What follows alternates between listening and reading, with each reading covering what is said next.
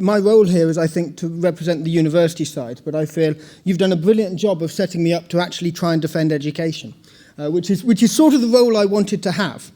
I believe there's hope, and I understand all the problems you're saying, and these problems of the fact that the education system isn't yet preparing people for the jobs that are needed, because the jobs that are needed have changed so fast. I mean, there were plenty of sort of demonstrations of the jobs that exist now and are needed now weren't there 10 years ago, and 5 years ago. And it really is something which is changing very fast, and education hasn't kept up.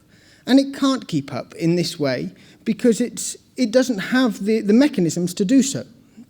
And so what I'd like to be talking about is the fact that I'm hopeful. I'm hopeful about all the initiatives that are going on in education, that they haven't come together yet to provide industry with the people they need in the right way, but there are enough different things going on that together, if we can find ways to tap into a lot of these, we do cover most of the basics. And what do I mean by basics? Well, I think I mean by basics that if we come back to the computer-based maths ideas, there are three basic ideas. There's the idea of programming being a way of conceptualizing and internalizing how to do a process. This is, instead of doing the calculation, you do the program. You actually get give the logical steps that are needed to make the decisions independently of your input. That's an important idea. There's modeling, taking a process, whether it's a financial model or a different sort of model, and sort of saying, okay, well, what's actually going on underneath this? What's really happening? And then, of course, there's the data and all the data which is coming up more and more all the time, and we've got to be able to deal with that. And so I was really happy to hear Conrad say that one of the things we've realized that it's not just about having computer-based maths or, as you said, device-based maths or whatever it may become. It's also about how we deliver that and how we teach that. And I think there are also some really interesting innovations going on there. And a lot of them are evidence-based, not surprisingly. So my talk is really going to take you all over the world and try and give you a few of the different tidbits which I think might be part of looking for how STEM in education could be responding to the needs of industry. And this is also sort of saying, well, STEM in schools, sort of the science subjects in schools responding to what is needed at university, will come in a little bit there as well. So I'm going to start in the UK. And in the UK, we really have a number of good initiatives which are going on, which are supporting STEM. And some of these are sort of your grassroots initiatives, and other ones are sort of much bigger. And I'm going to focus on two things. One of them, you might see your little Raspberry Pi there. It's already been mentioned today, and it is important. And the idea that programming or computer science, as it should be thought of, needs to be brought back in at a much younger age, so people actually understand what a program is, understand what software is, and really can work with technology, not just use technology, because they have a much deeper understanding of it. And the Raspberry Pi initiative is part of making that a real change in society. And this came out of, in some sense, admissions at Cambridge. And one of the statements that was always made related to the Raspberry Pi was that the computer science sort of people coming into a computer science degree weren't as good as they were 20 years ago when there was the BBC Micro. And people were really sort of hands-on the computing. And so that's an issue which I think there are initiatives to really address this and bring low-level computing back to the forefront of education. The second thing which I think is really interesting is sort of, you've mentioned the fact that standards are going down in different ways. And I was talking to people in Oxford admission recently about this. And one of the statements they made is that, yes, it's true that there were sort of, they're seeing sort of these drops in the standards until a few years ago. And now they're seeing sort of changes which are coming into the education system which are trying to lift up the standard again. And so the changes, the nature of the changes are changing as people are recognizing the importance of STEM and what needs to be done. And so those changes are really starting to happen. It's a long process, but they're starting to take place in a way which is supporting access to university and people coming in with the right sort of skills. Moving to the US, there's, again, a few initiatives here which I'd like to just sort of bring out. One has grown out of GAZE. This is a statistics education report, which sort of said that we need to rethink the way we're teaching statistics in schools. And then there have been other initiatives related to that, such as Mosaic, which is about modelling and trying to bring modelling into education. And these have together led to this sort of, I think they're part of what has led to this sort of common core, which has just been introduced fairly recently. And one of the focuses of the common core is modelling. So there are these ways of trying to bring modelling, or there are these attempts to bring modelling centre stage in the education system. Whether they work or not, whether they're done appropriately or not, doesn't stop the fact that at least we're having the attempts happening, so we can gather the data, so we can try and figure out how should this be done. And that ties into the fact that it's not just figuring out how to implement, computer-based maths, the modelling or the programming. It's also about the teaching. And that's the other thing which I think is coming out of America in a really nice way in American universities. So out of MIT came OpenCourseWare. And that was found to not have the impact it should have had because people didn't engage with the material as was expected. That you had all these wonderful materials out there, but they weren't being used in the right way. And I think the turning point was this course from Stanford, which was then, a fully e-learning course where something like 100,000 people did a course in artificial intelligence because it was offered freely online. And that changed people's perceptions of what education could be and how to deliver education. That it's not necessarily about getting the degree from it, it's about getting the knowledge. And that's part of getting these skills and getting that idea across. And there are now methods which are getting better and better for delivering education in that way. A lot of the technology is almost there, but it's just coming in quite recently. And there are, I think it's Coursera, which is, a group coming out of that which are trying to do this on a large scale. And MITx is another one. But it's not the same all over the world. And I'm going to take you to South Africa, where discussing with people who train teachers there, one of the big problems South Africa faces is a divide which has historical reasons. And that divide is actually a lot about STEM. Because in the underprivileged areas, the teachers didn't learn STEM subjects. This was oppressed from the education system for many years because there was a two-class education system. And now that the education system has supposedly been united, the problem is you're not actually getting the teachers to teach the STEM. So, there are places where, for various reasons, finding good teachers to teach STEM cannot be the only solution. I mean, if we're waiting for that, then the underprivileged areas in South Africa will take too long to catch up because they're teaching their teachers the STEM subjects from scratch in some cases.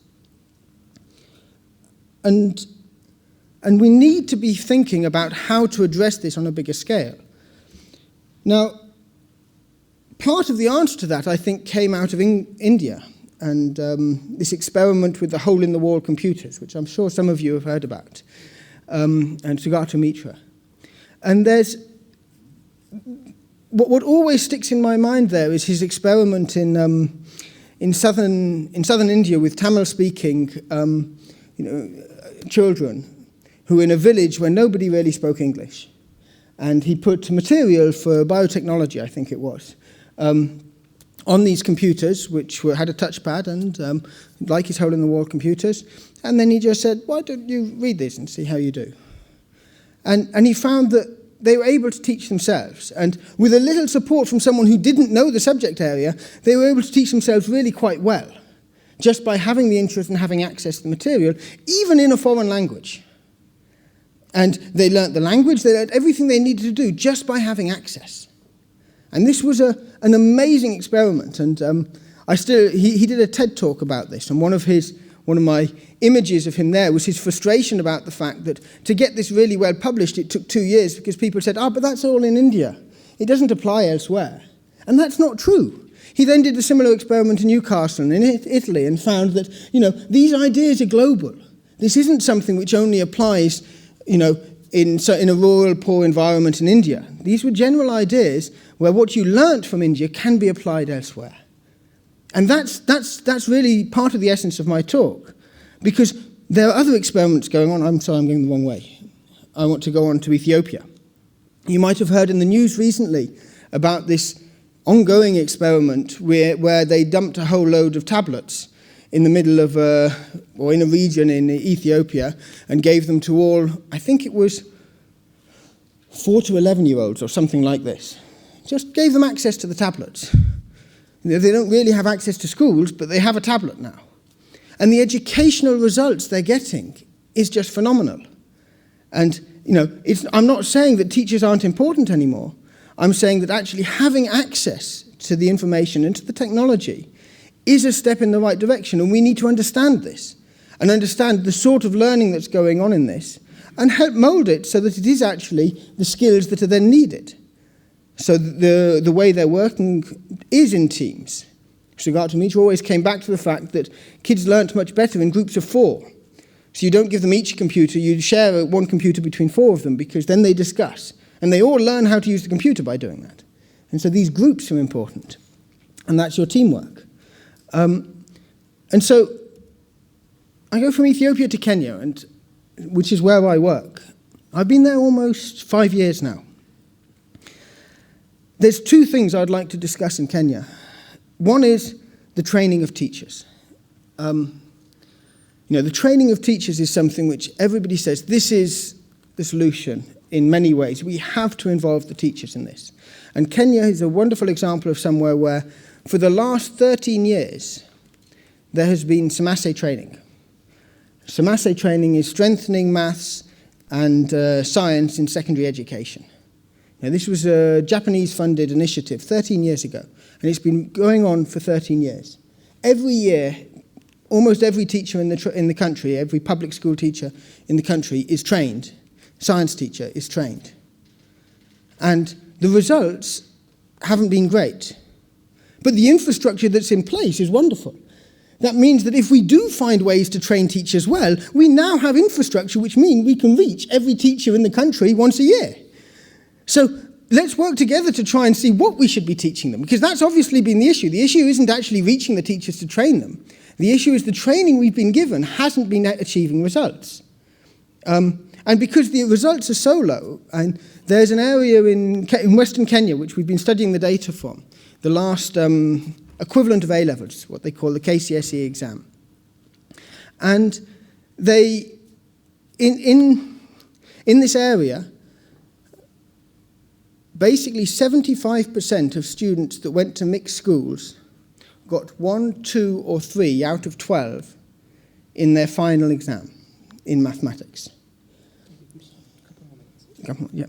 1, 2, or 3 out of 12. Let's just put this into perspective. For them to get a government place in university, they need to average over 8 out of 12. And they're getting 1, 2, or 3 in mathematics.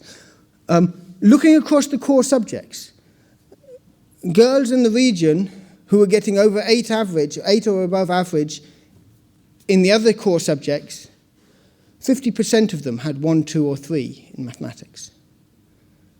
Mathematics is a really big stumbling block for people to access further education in this context. This is holding people back. And it's not as if the mathematics they're taught is actually helping them once they get in and once they get out to industry. This is an environment where, we really do need to change what is taught and how it's taught so that there is much less discrepancy.